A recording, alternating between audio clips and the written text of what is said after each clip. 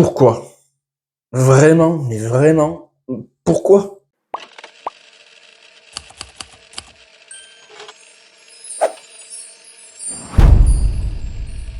Aujourd'hui, on parle de Joker Folie à 2, la suite tant attendue du premier.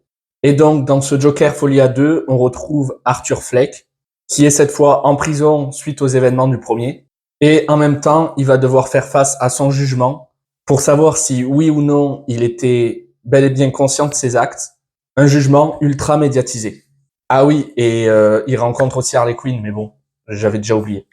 Du coup, avant de commencer, moi, mon rapport au premier, c'est que j'avais adoré. Je m'y attendais pas du tout. Ce film vraiment avait marqué quand même pas mal de monde par son audace, son côté vraiment réaliste, la complexité du personnage. Il y avait tout un tas de scènes ultra marquantes. Et c'était un film qui se suffisait à lui-même. Mais moi, je faisais partie de ceux qui auraient bien aimé une suite pour voir, du coup, enfin le Joker vraiment à l'œuvre, vu que dans le premier, on va suivre Arthur Fleck qui, au fur et à mesure, par les événements qu'il va vivre, va petit à petit basculer vers son côté Joker. Donc, quand ils ont annoncé un 2, j'étais déjà content. Mais quand ils ont annoncé en plus que ça allait être sûrement une comédie musicale avec Harley Quinn, je me suis dit, ah ben encore une fois, ils vont tenter une nouvelle approche, tenter quelque chose. C'est que derrière, il y a de l'idée, il y a déjà un scénario, etc. Et ouais, bon, c'est un peu la douche froide, hein. Ne vous inquiétez pas, je vais quand même être assez modéré dans mes propos parce que ce qui me gêne en soi, c'est pas la qualité du film, c'est vraiment les choix scénaristiques et tout un tas d'autres problèmes dont je vais parler. Mais avant toute chose, j'estime ne pas avoir passé un mauvais moment si on prend le film sans réfléchir à ce qu'avait déjà construit le 1, à ce qu'est le personnage du Joker, etc. C'est un film moyen, assez divertissant. Mais je vais vous dire pourquoi, du coup, quels sont ses points positifs, mais aussi le gros nombre de gros points noirs qu'a le film. Et exceptionnellement, je vais faire une grosse partie spoiler parce que ce qui m'a le plus énervé, je pense, est en spoilers. Mais je mettrai le timecode quand on y arrive. Donc déjà, ce qui m'a marqué pendant le film, c'est qu'il y a un gros problème de continuité avec le 1. Parce que, en fait, on va nous raconter quasiment la même histoire que le 1. Pendant le film, on n'arrête pas de nous répéter les événements du 1, nous dire ce qui s'est passé, et pour autant, on dirait qu'ils ont complètement oublié l'évolution qu'avait eu le personnage dans le premier film.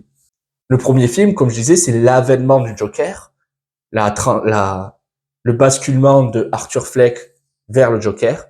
Et dès le début du second, on comprend assez vite qu'on repart à zéro et que, encore une fois, il va y avoir des événements, la rencontre avec Harley, etc., qui va le refaire basculer vers le Joker. Donc finalement, c'est exactement la même construction que le 1. Donc une construction qui était très plaisante dans le 1, qui l'est beaucoup moins, mais quand même, on fait avec dans le 2, mais avec en plus une fin que je vais pas vous spoiler là, mais qui est extrêmement mauvaise par rapport au 1. Mais du coup, il y a un gros problème de continuité, et même pendant le film, on n'arrête pas, au lieu d'avoir une évolution constante, des hauts, des bas, le film arrête pas les retours en arrière. Du coup, on a un sentiment que ça n'avance jamais. Et en plus, ce sentiment est encore plus prononcé avec le fait que, mine de rien, c'est un petit film, dans le sens où il va y avoir très peu de lieux, très peu de décors, alors que le film a coûté 200 millions. Je sais pas comment c'est possible, je pense que c'est les acteurs qui se sont régalés sur leur cachet. Mais le 1 avait coûté que 55 millions, il me semble, et il était beaucoup plus grandiose.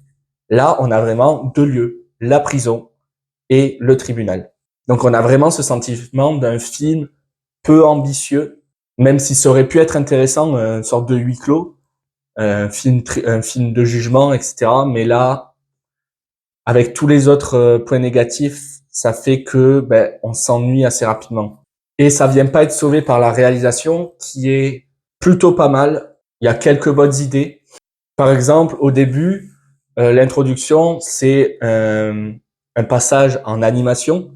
Et directement, je me suis dit, allez, là, ils vont nous proposer un truc qui va nous marquer. Ils vont tenter plein de choses. Et finalement, la réalisation est assez plate.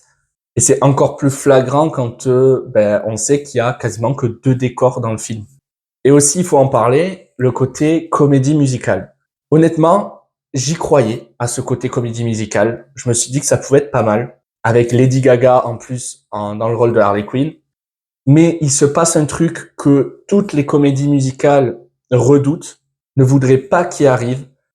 C'est que plus on avance dans le film, les moments où ils se mettent à chanter, j'étais là, oh non. Vraiment, je me disais, mais non, continue de parler, qu'est-ce qui t'arrive? Parce qu'il y a beaucoup de chansons dans le film. Le point positif, c'est que ça va permettre de diversifier un peu les décors, de nous amener ailleurs de temps en temps, parce que la plupart des musiques se passent dans la tête des personnages. Mais en même temps, on a déjà du mal à trouver un rythme, on a déjà du mal à faire avancer l'histoire, et chaque musique vient couper cette histoire, parce que elle ne fait absolument pas avancer le film.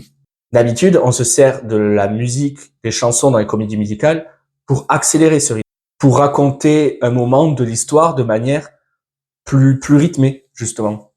Mais là, moi, j'ai trouvé que ça rajoutait vraiment de la lourdeur. Après, je le disais, il y a quand même quelques points positifs. Le film se laisse regarder, malgré son côté un peu ennuyant. Le personnage qui est brillamment interprété par Joaquin Phoenix est toujours captivant à suivre.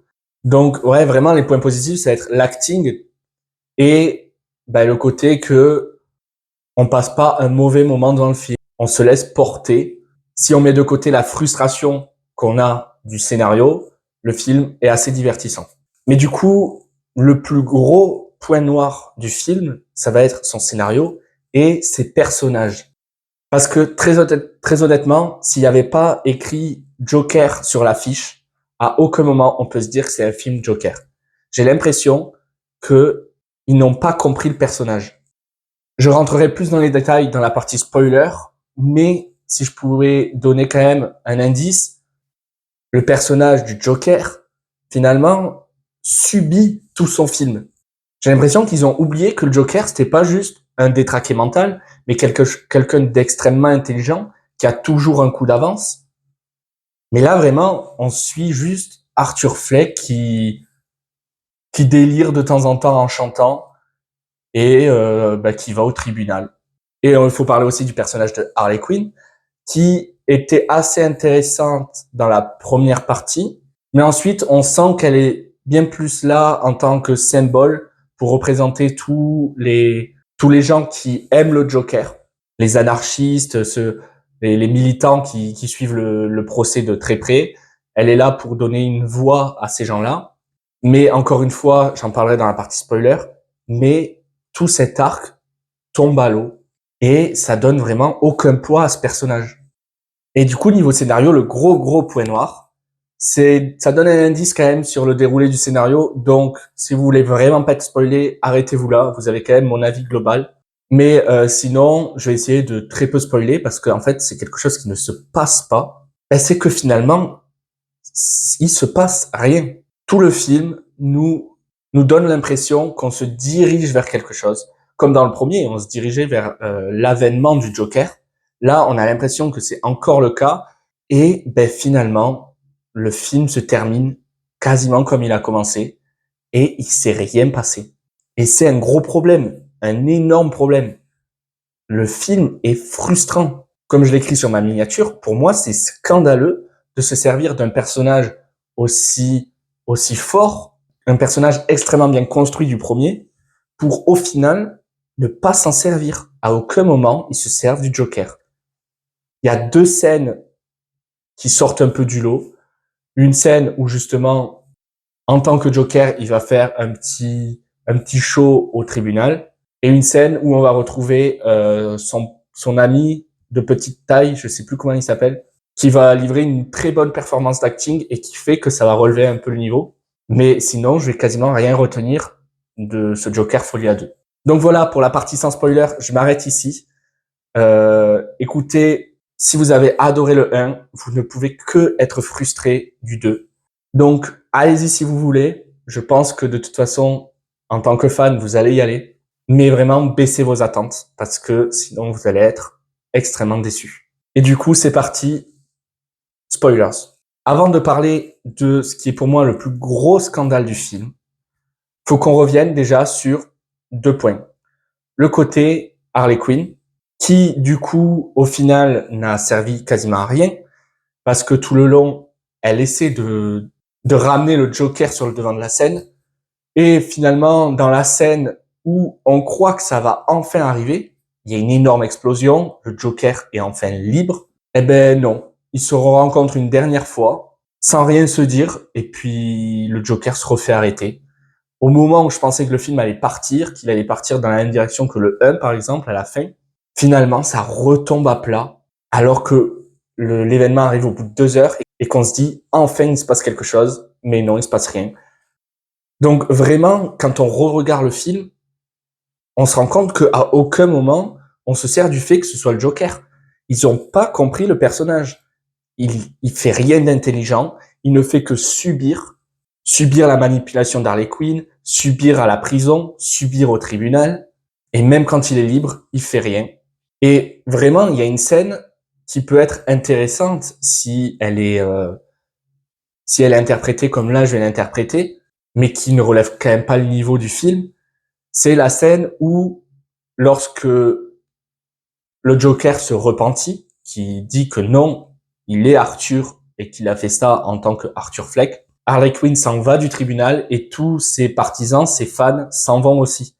Et honnêtement, je sais pas si c'est un message pour les spectateurs, mais on a la même envie. On se dit, ben oui, mais du coup, pourquoi faire? À ce moment-là, on a perdu un peu notre protagoniste, ce pourquoi le film existe. Donc c'est assez paradoxal et vraiment frustrant. Mais du coup, le pire du pire, la cerise sur le gâteau, c'est la fin. Alors que le mec a subi tout le film, qui n'a rien accompli, il finit par se faire tuer d'une manière mais nulle. Et en plus, ce que moi je retiens de ça, parce qu'après, son tueur, on le voit derrière, se taille un sourire avec un couteau. Le message derrière, c'est que tout le monde peut être le Joker. C'est un symbole. Sauf que non, le personnage du Joker, c'est pas censé être le premier taré venu. Le personnage du Joker est censé être intelligent. Il accomplit des choses. Enfin bref, pour moi, ça a été une énorme frustration. Un personnage scandaleusement gâché. Malgré que le film se regarde assez facilement, dès qu'on commence à s'intéresser, dès qu'on commence à se dire qu'est-ce que ça aurait pu être, c'est une énorme déception. Voilà, j'espère que cette vidéo vous aura plu. Je suis désolé d'avoir été aussi méchant peut-être avec le film, mais je suis frustré, donc il fallait que ça sorte. Bref, en attendant, portez-vous bien, c'était le Cinosophe, et à bientôt.